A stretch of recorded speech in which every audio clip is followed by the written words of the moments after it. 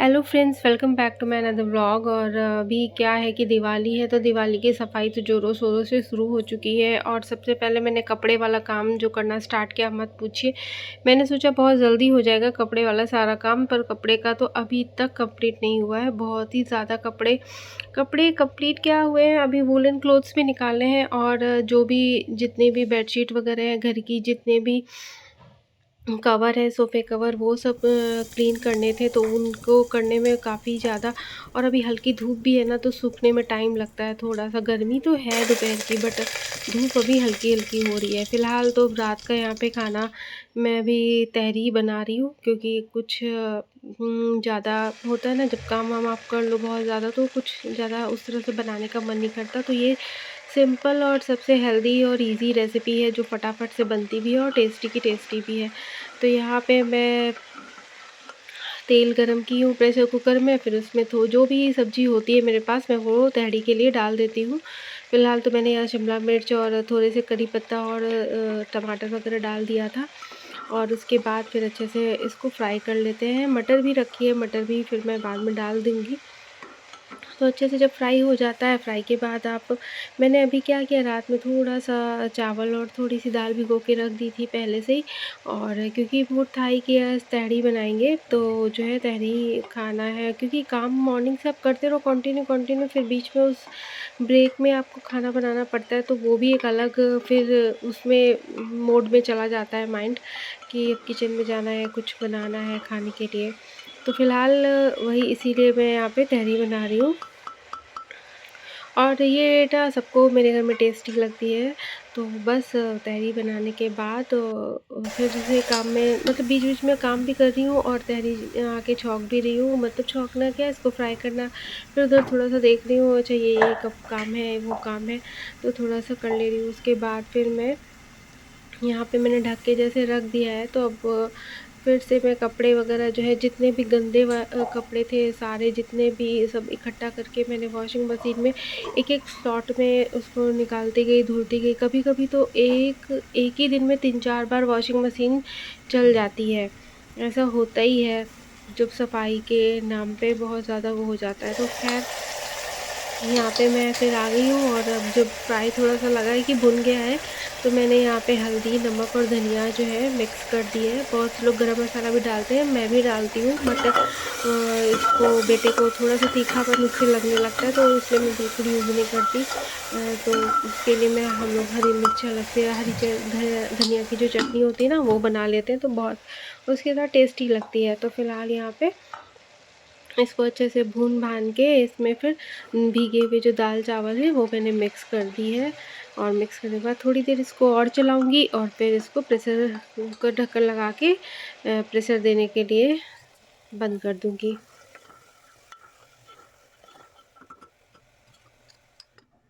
तो उसके बाद फिर यहाँ पे जितना पानी आपको डालना है तहरी में, उतना आप डाल लो, और बस आप प्रेशर कुकर में तो मैंने उतना ही पानी इसमें भर दिया, जितने मुझे गीली-गीली थोड़ी ज़्यादा अच्छी लगती है।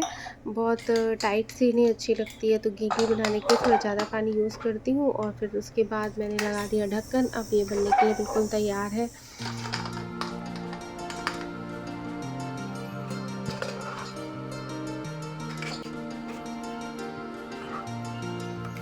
तो यहाँ पे आप देख सकते हैं कितनी अच्छी-सी निखर करके एकदम बिल्कुल हरी धनिया के साथ मैंने इसको गार्निश कर दिया है। तो ये और देखने में खूबसूरत लगती है गीली-गीली खिचड़ी, और इसमें देसी घी डाल के अचार और चटनी, पापड़ वगैरह जो भी हो मिक्स करके खाइए। मुझे तो ऐसे ही बहुत टेस्टी लग रही थी, तो मैंने इसमें बस ऊपर से देसी घी मिलाया और खाने के लिए बैठ गई थी।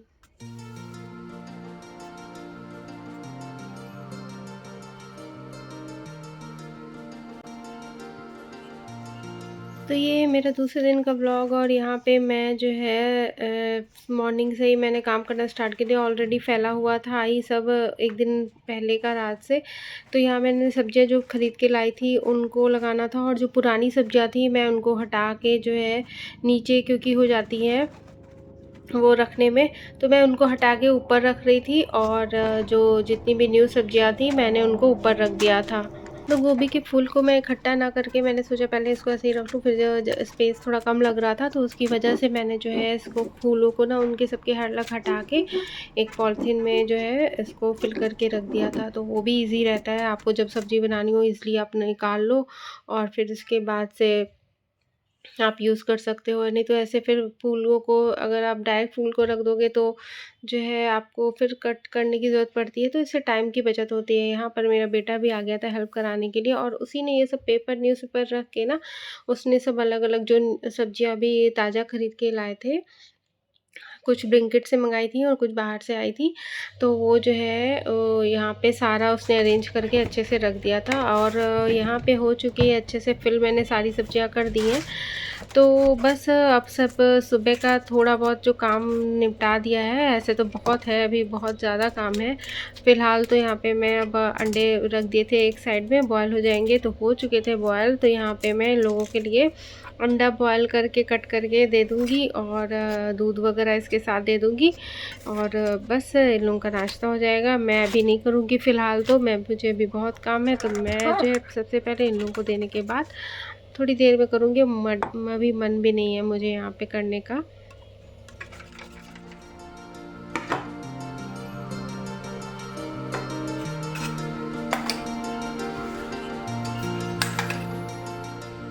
तो इन लोगों को नाश्ता देने आने के बाद से फिर मैं इसको खाली करके, वेजिटेबल की बास्केट है, इसी में मैं आलू वगैरह, प्याज वगैरह, जितना भी उस तरह का सब्ज़ी होती है जो बाहर रखने वाली होती है, तो वो इसमें रख देती हूँ। तो इसको बहुत, ये भी गंदी हो गई थी, तो इसको मैं वॉश यहाँ पे कर रही हूँ बाथरूम में। तो इस तरह की वेजिटेबल बास्केट ना बहुत ईजी रहती है, आप किचन के एक साइड में रखे रहते हो और मतलब होता है ना, जो छोटी-छोटी एक अकेली वाली बास्केट होती है, उनसे ये बेटर रहती है कि इसके ऊपर नीचे जो कंटेनर बने होते हैं, आप उसमें ईज़िली अपना सब्ज़ी वगैरह रख लो और निकालते रहो। तो ये काफ़ी ज़्यादा गंदी हो गई थी।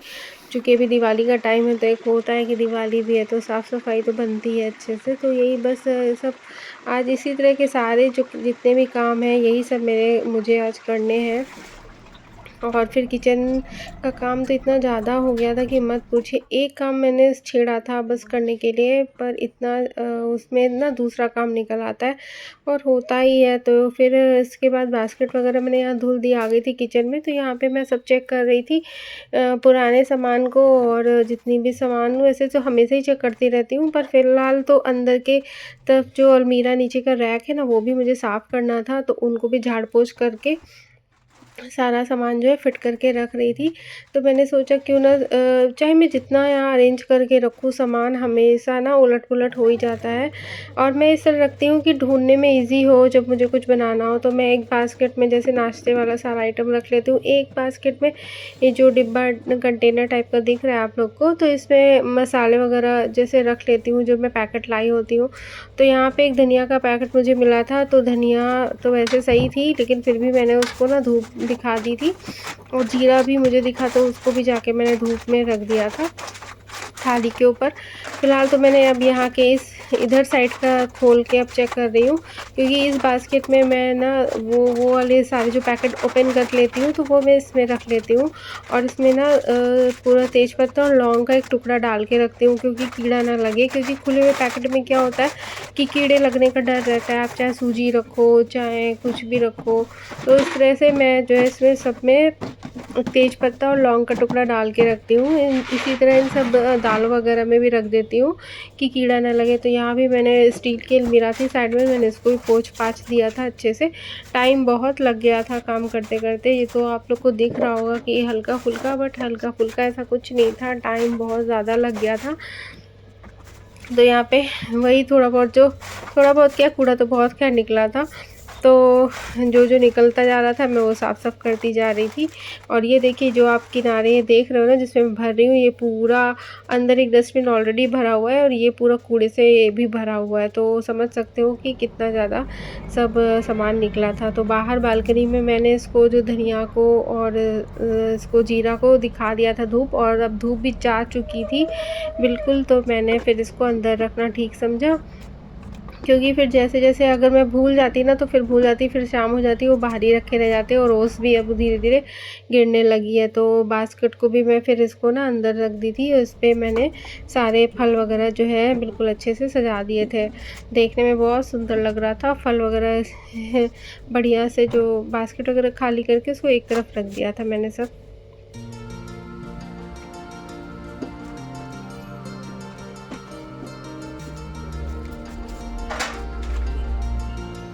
जब आप कोई चीज़ अरेंज करके रखो ना तो देखने में बहुत ही ज़्यादा अच्छा लगता है। तो मेरा भी वही हाल था, मुझे देखने में बड़ा अच्छा लग रहा था ऐसा ना जैसे कि कोई फ्रूट मार्केट में आ गए हैं। तो अब आती है फ्रिज की बारी और ऊपर जो भी मतलब सामान भरा हुआ था मैं उनको नोटिस कर रही थी कि कौन सा इसमें सही सामान है। एक तो उसमें मेरे बच्चे के ना इतने ज़्यादा टॉफ़ी चॉकलेट्स के रैपर्स रखे हुए हैं कि मत पूछिए, खाली भी रख देता है, वो खा के वापस से उसी में डाल देता है। तो वो मैं सब चेक कर रही थी। ऐसे तो टाइम तो चेक करती रहती हूँ, बट अब जब सफाई की बात आई है तो कोने कोने तक सफाई जाएगी। तो वही मेरा हाल था आज बिल्कुल।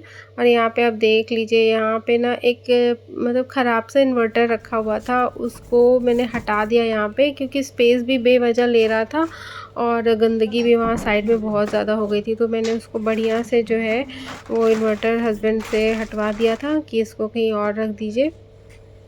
तो उसको स्टोर में डाल दिया मैंने, और कोने में रखा हुआ था तो रखा ही हुआ था, फिर इतना हो नहीं जाता। तो अब वहाँ पे स्पेस भी हो गई और देखने में भी अच्छा लग रहा था लुक। तो देख सकते हो आप, कोना वगैरह मैंने पोंछ दिया है काफ़ी डिटॉल विटॉल डाल के और फिनाइल विनाइल डाल के थोड़ा सा वहाँ पे अच्छे से पोंछ दिया है। तो अच्छे से अब आता है हस्बैंड की सफाई की बारी। तो बस सोफ़े साफ़ करने का काम उन्हीं को दिया है मैंने। तो वो अच्छे से सोफ़े वोफ़े जो है साफ़ कर दिए थे बेस्ट तरीके से, अपने तरीके से। तो बस ये सारा काम लगभग कंप्लीट हो चुका था। बोल नहीं सकती, मतलब किचन का जब एक बार आप करने लग जाओ ना तो इतना ज़्यादा काम हो जाता है कि फिर एक काम से शुरुआत होती है और फिर वो न जाने कहाँ पहुँच जाता है काम करते करते। तो बस वही हो रहा था किचन में मेरे साथ। फिर भी अभी तक पूरा फैला हुआ है। अभी और रूम वगैरह की सफाई करनी है, कर्टन्स वगैरह वॉश करने हैं, उनको भी ठीक से, तो बहुत काम है अभी।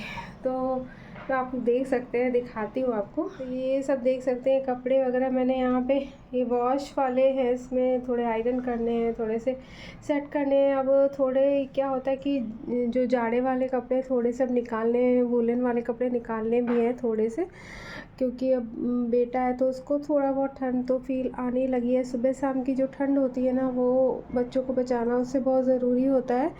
तो उसका हाल देखिए आप सब, मतलब अभी फ़िलहाल बहुत कुछ फैला हुआ है पूरा।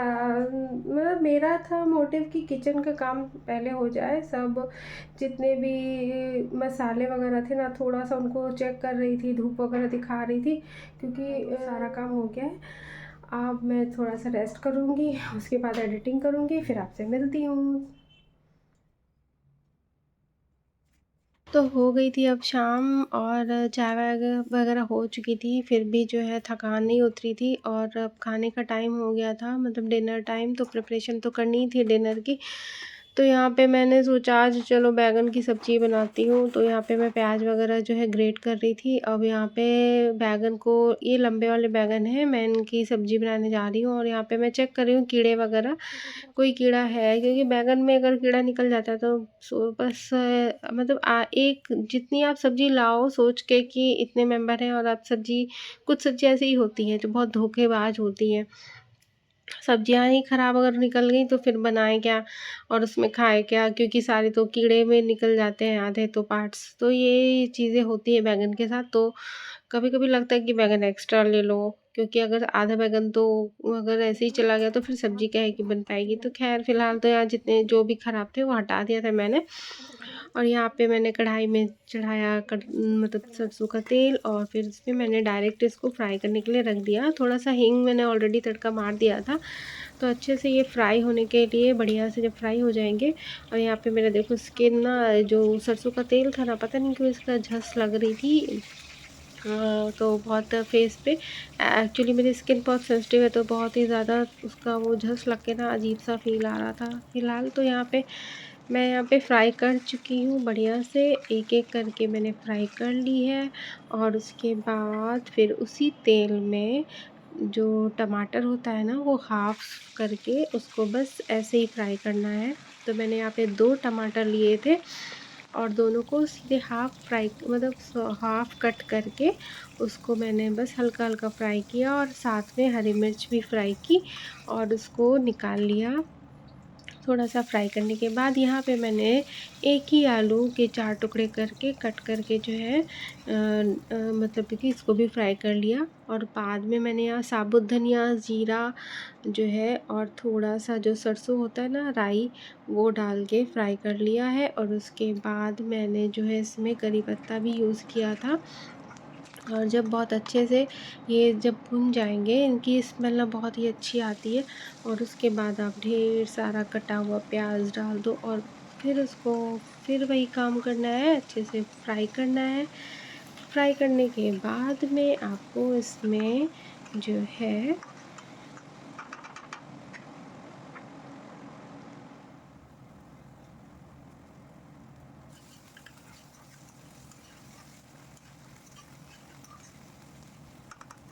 तो हल्का हल्का जब तक ये ब्राउन ना हो जाए तब तक आप फ्राई कर लो। और उसके बाद इसमें मैंने धनिया पाउडर मिक्स कर दिया था, फिर मैंने उसको फ्राई किया। उसके बाद मैंने इसमें फ्राई करने के बाद उसमें मैंने थोड़ा सा इसमें कश्मीरी लाल मिर्च डाल दी थी।